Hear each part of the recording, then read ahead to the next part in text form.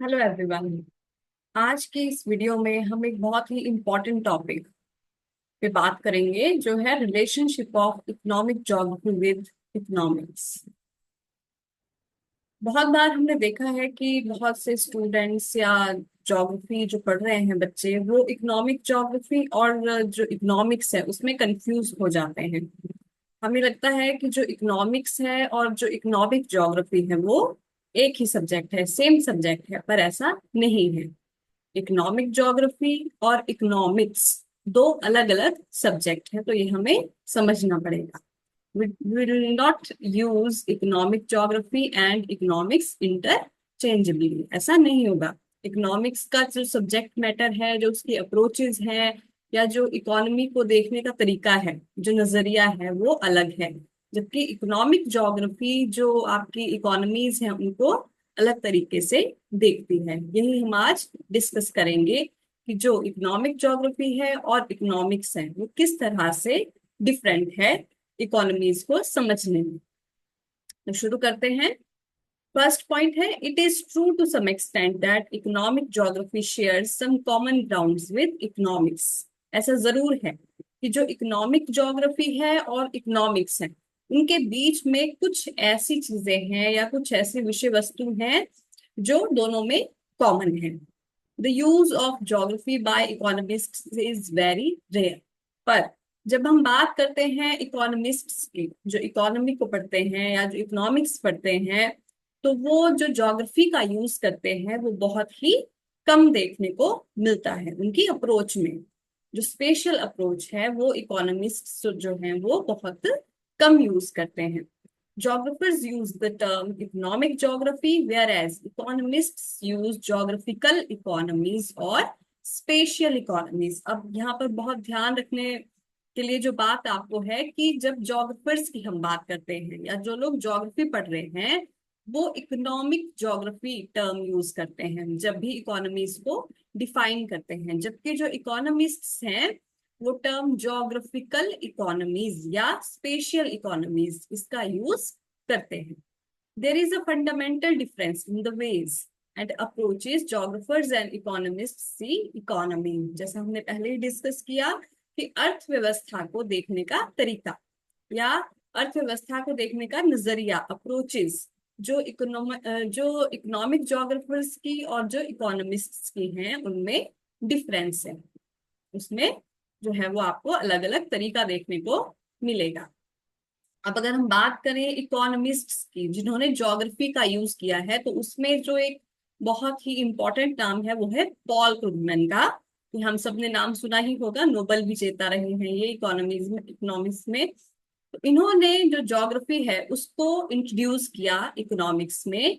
और जो एक न्यू इकोनॉमिक ज्योग्राफी, एक नया टर्म आया है, उसका ये जो है वो एक लीडिंग फिगर माने जाते हैं, पॉल क्रुगमैन। अब जब हम डिफरेंसेस की बात करते हैं, ये तो हमने समझ लिया कि जो इकोनॉमिक ज्योग्राफी है और जो इकोनॉमिक्स है उसमें जो अप्रोचेस हैं, जो वेज हैं इकोनॉमिक्स को देखने के, वो अलग अलग हैं। पर उसमें अब डिफरेंस क्या है, किस प्रकार के डिफरेंस है? तो फर्स्ट है absence of geographical dimension in while analysing things. Economics में आपको जो है वो ज्योग्राफिकल डायमेंशन जो है वो बिल्कुल भी देखने को नहीं मिलेगी जब भी चीजों को एनालाइज किया जाएगा, जब भी अर्थव्यवस्थाओं को एनालाइज किया जाएगा।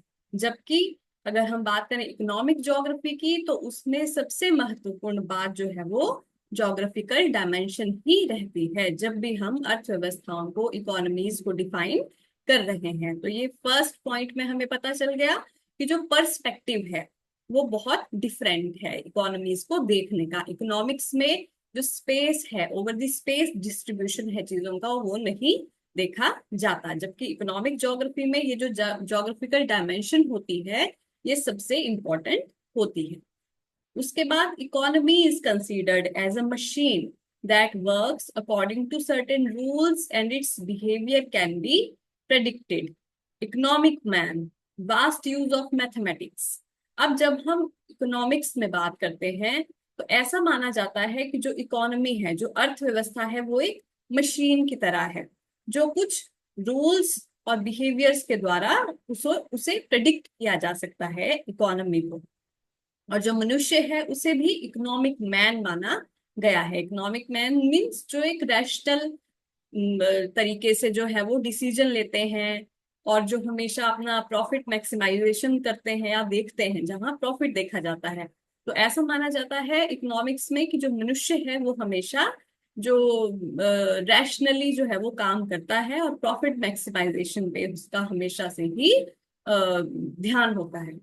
और इसमें जो वास्ट यूज ऑफ मैथमेटिक्स है, मैथ्स का, मॉडल्स का, इसमें जो है वो बहुत ज्यादा यूज किया जाता है, ताकि जो है जो इकोनॉमीज हैं उनका जो बिहेवियर है उसको प्रेडिक्ट किया जा सके। तो इसे जो है टर्म दिया गया है इकोनॉमिक ऑर्थोडॉक्सी। इकोनॉमिक ऑर्थोडॉक्सी क्या हुआ, जिसमें हम जो अर्थव्यवस्थाएं हैं उन उसको एक मशीन की तरह समझ रहे हैं, जो मनुष्य है उसको एक रैशनल मैन की तरह देख रहे हैं, कि जो किसी परिस्थिति में एक जैसा ही उनका डिसीजन होता है।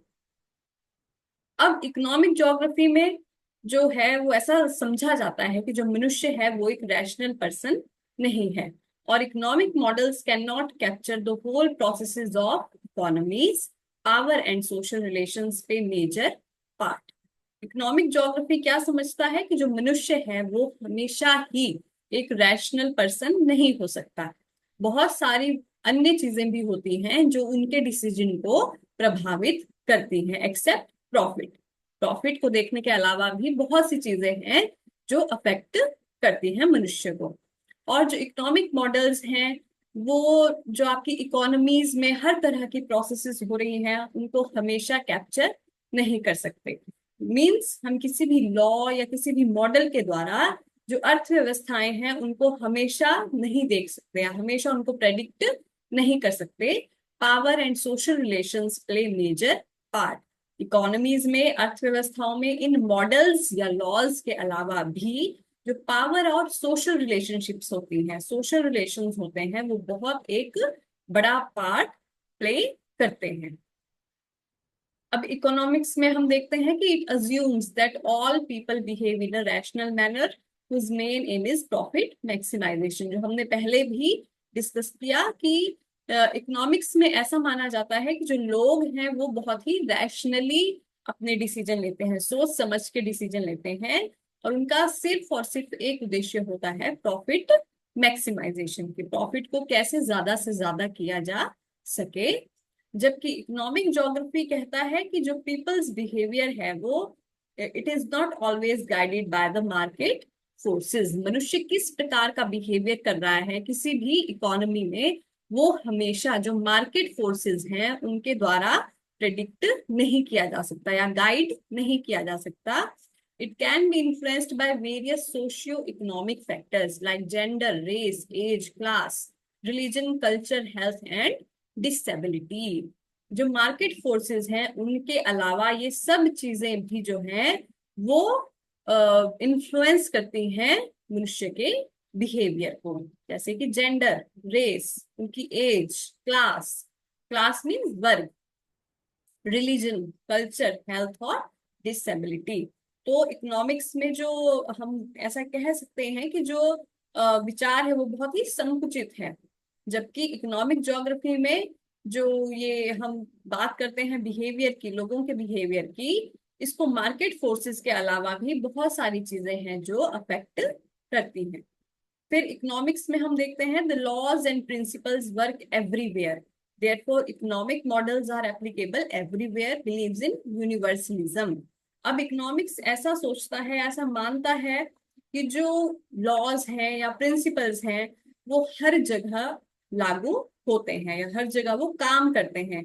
इसलिए जो इकोनॉमिक मॉडल्स हैं, जो इकोनॉमिक्स लॉज बनाए जाते हैं, वो सब जगह अप्लाई हो सकते हैं। और ये बिलीव्स इन यूनिवर्सलिज्म, यूनिवर्सलिज्म में विश्वास रखता है। यूनिवर्सलिज्म का क्या मतलब हुआ कि जब हम ऐसा मानते हैं कि किसी एक चीज को हम सब जगह अप्लाई कर सकते हैं तो वो यूनिवर्सलिज्म कहा जाता है। तो क्योंकि इकोनॉमिक्स में मैथमेटिक्स का बहुत यूज होता है, मॉडल्स का बहुत यूज होता है, लॉज बनते हैं, तो इसलिए इकोनॉमिक्स जो है वो यूनिवर्सलिज्म में विश्वास करता है। जबकि इकोनॉमिक ज्योग्राफी में it is difficult to assume universalism.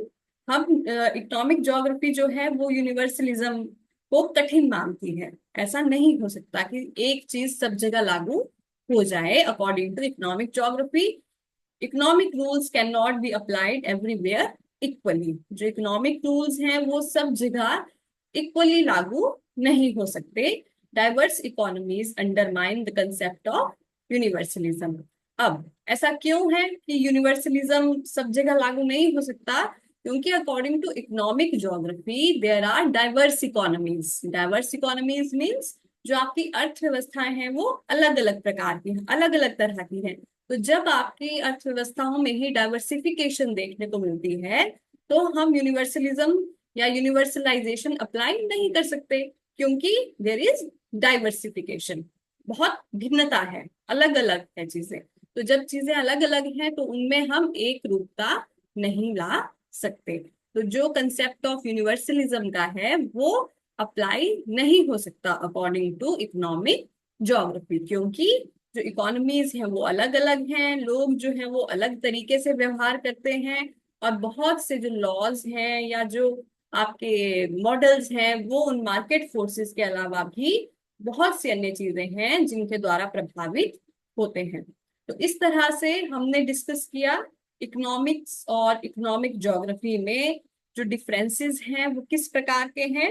जो इकोनॉमिक्स है वो उसकी अप्रोच किस तरह की है और इकोनॉमिक ज्योग्राफी की अप्रोच किस तरह की है। फिर भी हम कह सकते हैं कि जो इकोनॉमिक्स है और इकोनॉमिक ज्योग्राफी है वो दोनों मिलके धीरे धीरे अब आगे के टाइम में, जैसे हमने देखा कि पॉल क्रुगमैन में भी न्यू इकोनॉमिक ज्योग्राफी का यूज किया, तो ये दोनों जो सब्जेक्ट्स हैं ये एक दूसरे से जो उनका विषय वस्तु है उसको आदान प्रदान करके जो इकोनॉमी को समझने की चीजें हैं उनको ज्यादा और रिच बना सकते हैं। तो आज की वीडियो में हमने ये डिस्कस किया। आपसे ये निवेदन है कि बेल आइकॉन को दबाएं और ज्यादा से ज्यादा वीडियो सब्सक्राइब करें।